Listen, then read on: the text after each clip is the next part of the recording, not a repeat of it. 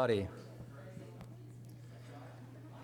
We express our gratitude for your attendance at the Loudoun's Quilt of Faith Religion and Society Conference, and welcome to Mount Zion United Methodist Church, the oldest continuing African-American congregation in Loudoun County and in the state of Virginia. Its roots originate in the Old Stone Church established in 1766.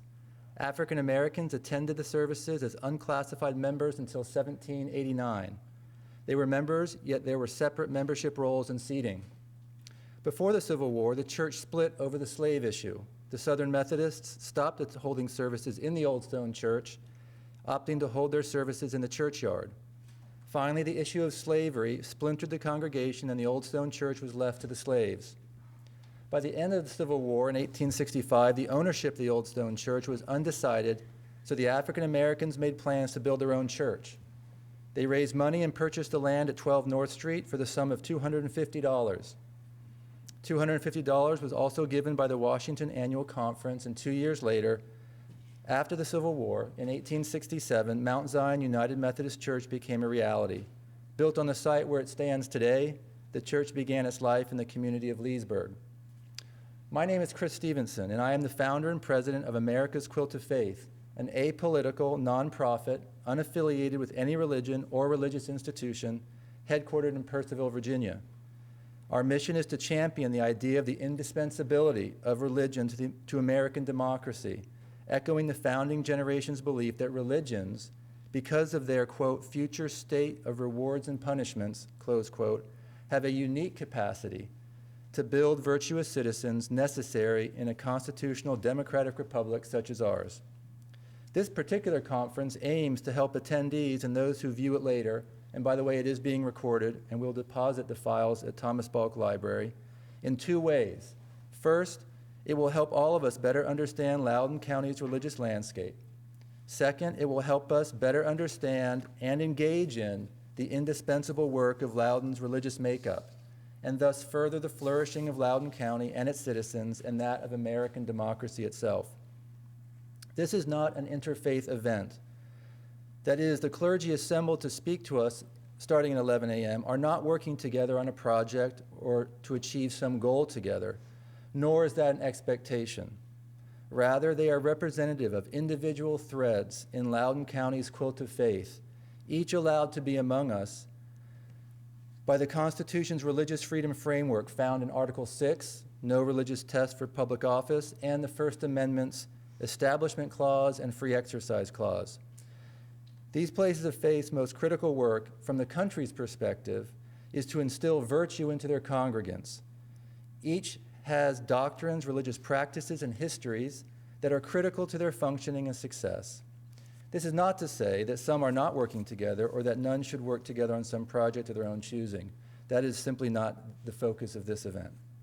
Furthermore, it is important to note that clergy participation does not mean that clergy agree with each other on points of religious doctrine. Indeed, some clergy believe that teachings of others that they will hear today are false, and that their way presented is not the truth, nor the way to heaven or the will of God. Other clergy may believe there are many ways to God or heaven. America's Quilt of Faith respects this. We are looking today to them to understand better how they are fulfilling the founders' vision of their necessity in a country such as ours, and we appreciate that very, very much.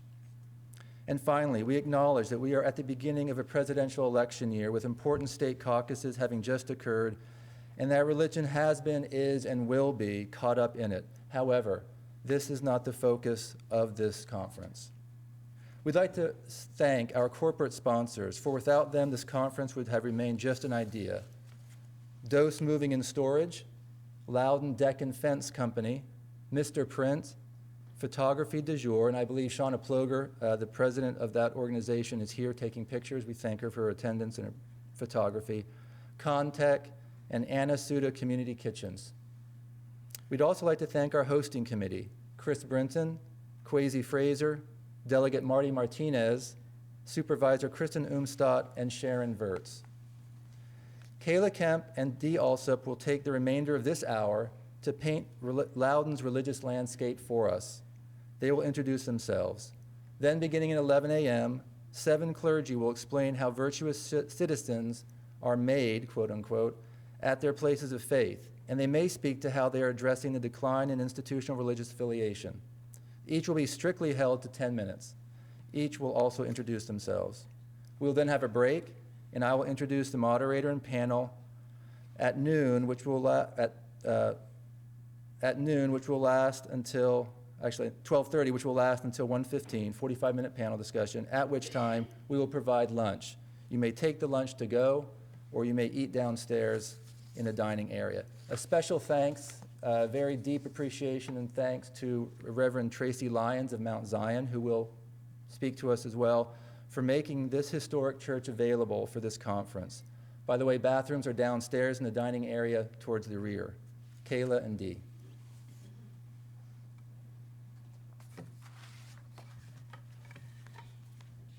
Good morning, everyone. My name is Kayla Kemp, and I am an research associate at the Association of Religion Data Archives. And I'll be starting us off by talking about the religious landscape of Loudoun County. So basically, everyone else this morning is going to spend some time talking about what religion means for civic life in Loudoun County. I'm just going to start us off by establishing what religious life looks like in Loudoun County. What kinds of groups are here? How many people are affiliated with religious groups in Loudoun County? And those sorts of questions. But first, I want to ask you a couple of questions. I want to ask you what you already know about religion in Loudoun County. So in a moment, I'm going to ask you to turn to someone next to you for just about 30 seconds and answer as many of these questions as you have time to do. So first off, do you think Loudoun County is more, less, or similarly religious compared to the rest of the U.S.? Second, which religious groups do you think are the largest in Loudoun County? And which do you think have been growing the most? So go ahead and turn to someone next to you and just talk about that for a moment.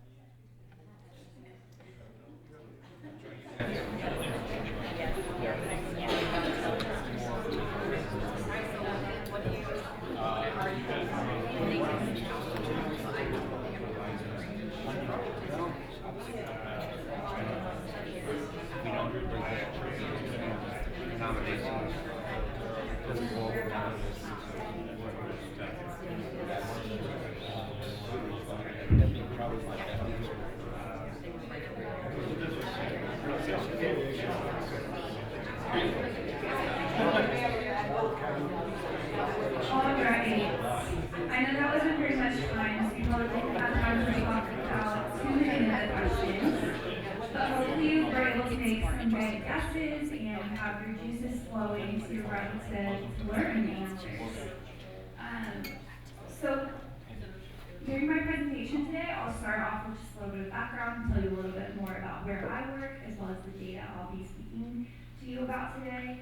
And then we'll get to talk a little bit about overall religious adherence, how many people in Loudoun County are involved with religious groups, which kind of religious groups people are involved with, and how those groups have changed over time.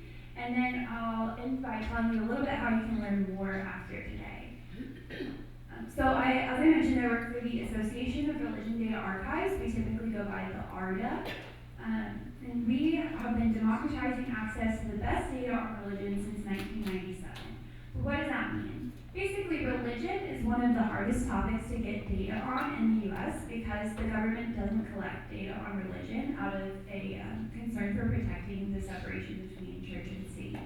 And so, back in 1997, our founder, Dr. Roger Finke, decided that it was really important to get as many good quality data about religion in one place as possible, so he created the arda.com, which is our website. And originally the goal was to focus, to provide researchers with data sets that they could analyze. But eventually we realized that democratizing access to that data on religion means not just for people who have advanced statistics in their background. So we now also create resources for teachers and students. And we also try to help people to understand their communities better, which is part of why I'm here today. We are also a nonpartisan and non-sectarian organization, so we don't represent any political interest or any specific religious group or religion or non-religion. We just want people to understand religion. So the data that I'll be talking to you about today are from the U.S. Religion Census, which is collected by the Association of Statisticians and Religious Bodies every 10 years. The first thing to know about the Religion Census is it's not a literal census. It's not something that every individual is asked about. It's something that they actually ask the national headquarters of different religious groups to provide county-level counts of congregations and members.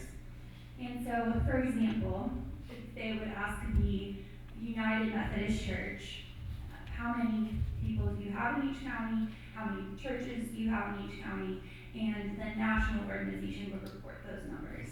For religious bodies that don't have a national headquarters, they've developed other methods through the years in order to try to account for that and to make estimates. And so that's how these have been collected.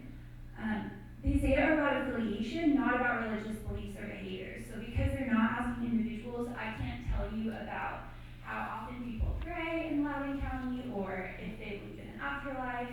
It's not because I'm holding back on you, it's just because those data don't exist. These are hands down the best data that we have at the county level on religion, but we haven't gotten to the point where we can answer those questions yet on a county level. We can on a national level, but not county. And just one clarification that I'm not going to be able to make every time I show you a chart or talk about a percentage. When we talk about adherence, we're talking about people who attend a congregation in Loudoun County, not necessarily Loudoun County residents. Again, just because of the methodology where they ask the national headquarters, they're going based on the congregation, not necessarily the individual resident. So now that we've gotten that out of the way, we can get into the good stuff. And we'll start off with overall religious adherence in Loudoun County. So this graph is showing the percent of Loudoun County population affiliated with any religion. So this is, over here, this is 2020. This is the most recent religion census. And this number here is 28.7. So 28.7% of Loudoun County population is affiliated with a religious congregation. That means about 70% is not affiliated with a religious congregation, but again, referring back to the methodology I was talking about, that doesn't mean that they are not religious. It could mean that they have their own personal religious beliefs, it could mean that they practice in their own ways, but they are not affiliated with a religious congregation that reported that affiliation to us. And so yes, we have this 28.7 here. And as you can see, which is a trend that is true throughout the United States, is that number has been declining. So in 1990, that number was 46.2. It's been declining since then. There was this interesting spike from 1980 to 1990 where it went up significantly, but then it started to decline. This 28.7 number is pretty interesting in context of Virginia and the United States. In the context of the state of Virginia, that number is actually 46%. So 46% of Virginia residents are associated with a religious congregation. But only 28.7% in Loudoun County. And then the other interesting, in context of the U.S. as a whole, the 28.7%, when you rank all counties in the U.S., that actually puts Loudoun County at the bottom 10% of religious affiliation.